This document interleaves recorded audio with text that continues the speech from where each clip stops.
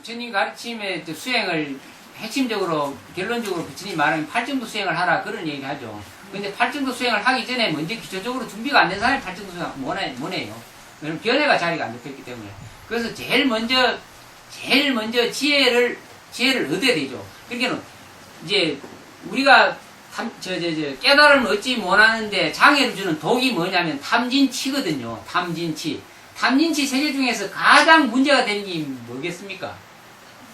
치죠, 치. 치가 제일 문제예요. 그러니까 탐하는 마음과 분노를 일으키는 마음은 별로 문제가 안 돼요. 제일 문제가 치입니다. 어리석음.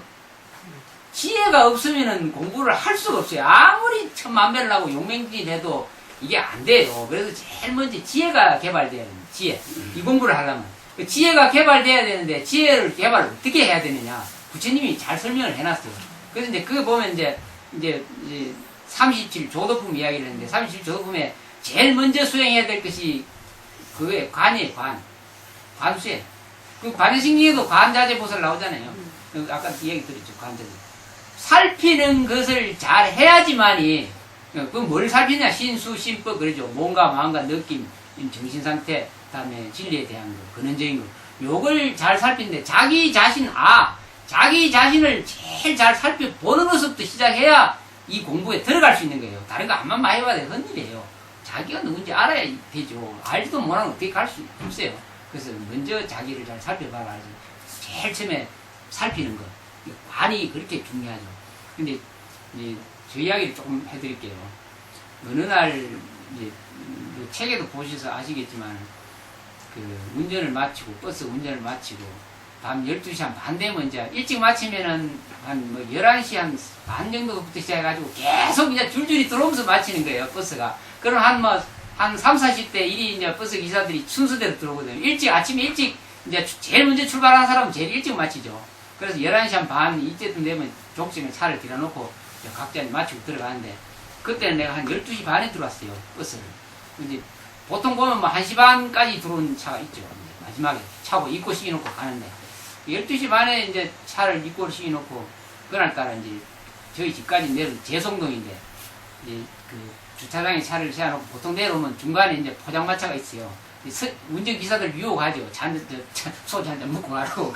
근데 이제, 스쳐서 지나서 싹 내려오는데, 갑자기,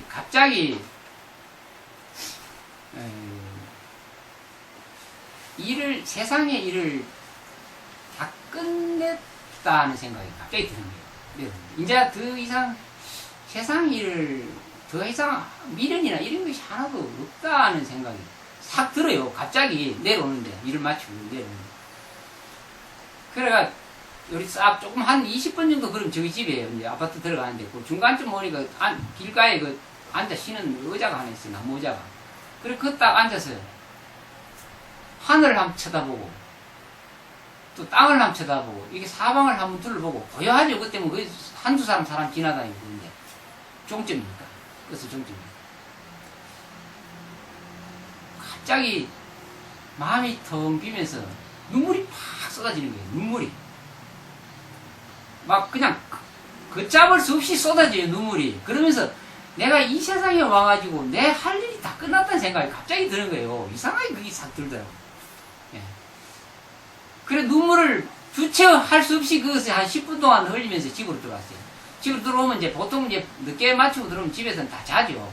그럼 내가 이제 아파트 키 문을 따고 들어가가지고 씻고 이제 내 방에 들어가서 가만히 씻고 가만히 그냥 거의 눈물을 흘렸을 때부터 시작해가지고 집에 와서 들어간 데까지 거의 침묵이에요. 그냥 마음이. 그래가 씻고 처음으로 앉은 거예요.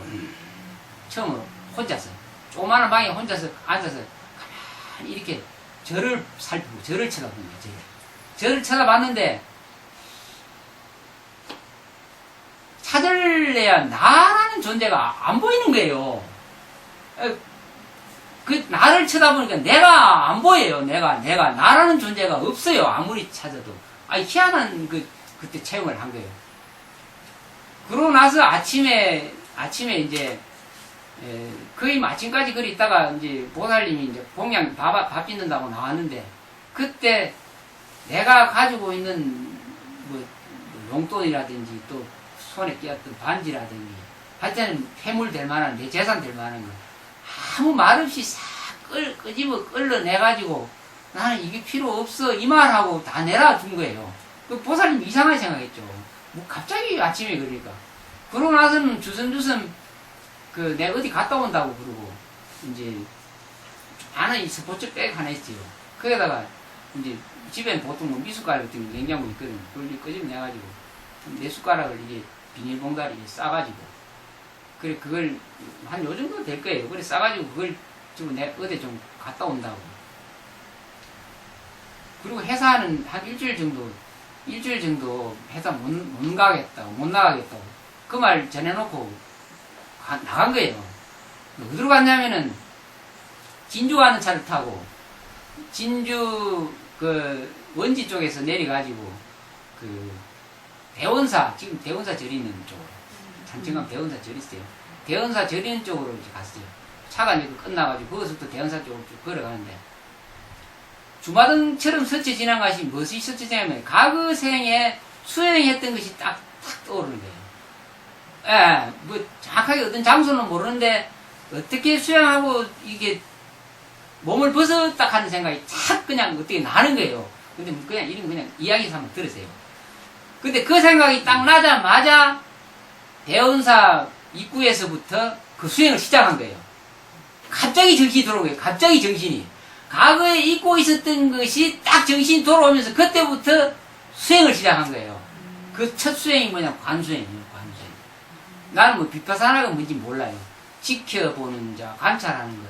이제 나중에 그게 비파사나다 이런 뭐 관수행이다 이런 생각이 드는데 철저하게 완벽하게 내 자신을 향해서 나의 모든 의식이 내 몸과 마음과 정신 내가 왜 이런 얘기를 드냐면 부처님 가르침이 위대하다는 걸 말씀드리고 싶은 거예요. 첫째 시작한 것이 신수심법이거든요. 몸과 마음과 정신, 느낌, 법, 진리 할 것 없이 나를 향한 이 마음이 신수심법 그런 것에 대해서 총체적으로 관을 하는 거예요. 지켜보면서 거기서 비가 쏟아지고 바람이 불고 이래도 혹히 발걸음을 떼면서 철저하게 깨어있는 의식으로 나만 향한 거예요. 모든 의식이 내 자신한테로 향해서 이제 걸어가는 거예요. 걸어가는데 중간에 다 빼고 그때 천왕문까지 처음 갔죠. 천왕문까지 하여튼간에 그냥 길도 없이 그냥 무조건 위로 올라가는 거예요. 올라가는데 그래가지고 일주일이 딱 걸렸어요. 일주일 내려오는 데까지 해서 일주일 걸려가지고 이제 그 다음에 내려와가지고 찾아가면 옷이 100년사차예요. 100년을 찾아갔죠. 일주일 동안에 완벽한 관수행을 한 거예요. 그 과거생에 했던 것이 연장돼서 한 거예요, 그게. 그리고 우리가 진리 공부를 해가지고 배워놓은 거는 그 다음 생에 또 가져가요. 절대로. 가져가는 거예요. 네. 이제 그래서 이런 얘기를 드리는 거예요. 우리 부처님 공부 시도는 가장 중요한 건 관수행이다. 관에서부터 출발해라. 그래야지 관화성도 되는 거예요. 관 수행을 잘했을 때 그 다음에 견성하고 견성해서 또 뭐 공부해 지어나가서 보리를 정장시키고 하고 또 관수행을 잘해서 자제하게 돼가지고 또 관화선이라는 관자도 살피는 거거든요. 다 살피는 것으로 끝나요. 화두공안도 마찬가지죠. 화두공안은 이제 선지식이 어떤 것을 문제점을 딱 주면은 오로지 그 공안이라 하는 문제만 살피는 거예요. 그럼 모든 번뇌망상은 그 공안 하나에 다 붙어가지고 결국은 공안을 해결했을 때 완전히 자기를 보는 거죠. 그렇게 해서 출발해서 공부를 하기 때문에 제일 먼저 이 공부는 시작하는 바깥에 지달리는 마음을 완벽하게 자기 자신으로 돌려서 자기를 잘 살펴보는 것으로부터 공부를 시작하셔야 됩니다. 그 경전에도 나오죠. 그러니까 반야바라밀의 지혜의 경전이 부처님 가르침 중에서 지혜의 경전이 반야신경이나 건강경이 대표적이죠. 예, 건강반야바라밀. 반야라는 말 지혜를 말하는 거거든요. 그러니까 반야라는 이름이 붙은 경전은 건강반야바라밀과 마하반야바라밀이죠. 그러니까 지혜를 먼저 얻어야 되는 지혜의 경전은 건강경과 반야신경이에요. 건강경과 반야신경의 내용이 관이잖아요. 관. 살펴보는 게 뭘 살피느냐?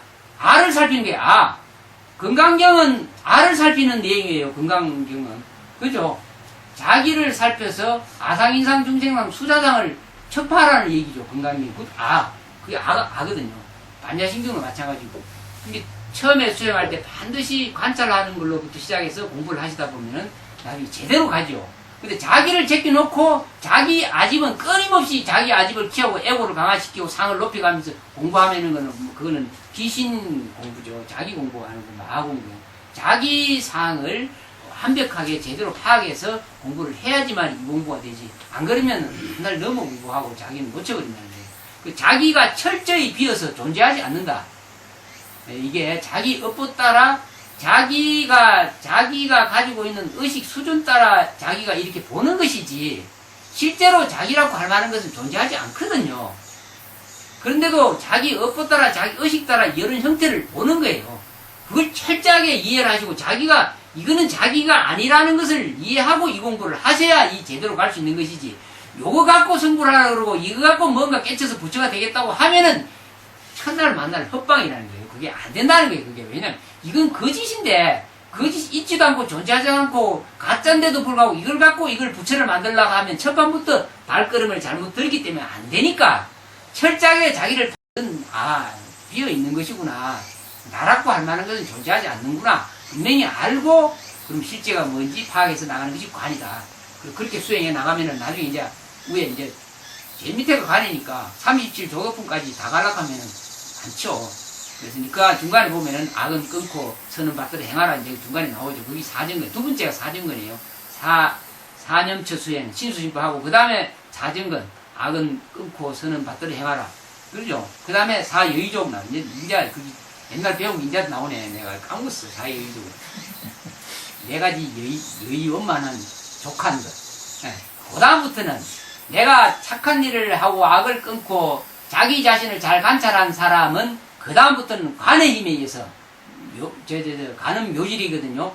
관의 힘이, 관을 한 살펴본 이 힘에 의해 가지고 묘한 지혜의 힘이 생겨요. 그럼 그때부터 사여의족, 하는 일마다 족한 일이 생기고요. 그때부터 참 이제 신기하게 가죠. 자기가 마음 먹고 자기가 생각했던 것이, 왜냐면 바르게 생각하고 바르게 사유하고 바르게 실천 수행을 하고 올바르게 살기 때문에 그 다음부터 자기가 하는 일은 잘 원만하게 족하게 이루어져 가요. 그때부터. 그 다음에 뭐가 생기냐면 오근, 오력 이래가지고 힘이 생겨요.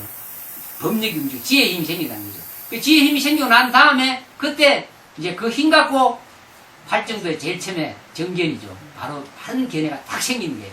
바른 견해가 딱 생기면 그때부터 그 나머지는 바른 견해의 바탕위에서 나머지 팔정도에서 7가지는 그냥 따라오는 거예요. 그게.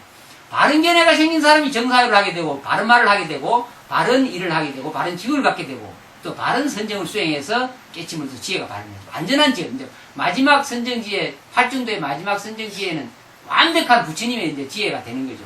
그렇게 수행하시면은 하나도 어긋나지 않고 부처님 공부를 바르게 할 수 있어요. 그래서 옆으로 자꾸 세서 공부하지 말고 부처님 정확하게 가르쳐 놓은 대로만 공부하시면은 성불을 하시고 자유를 얻어요. 그게 어디 가실 필요도 없고, 그것도 고생해서 그냥 김내키면 되고, 힘들게 집에서 공부하시라고.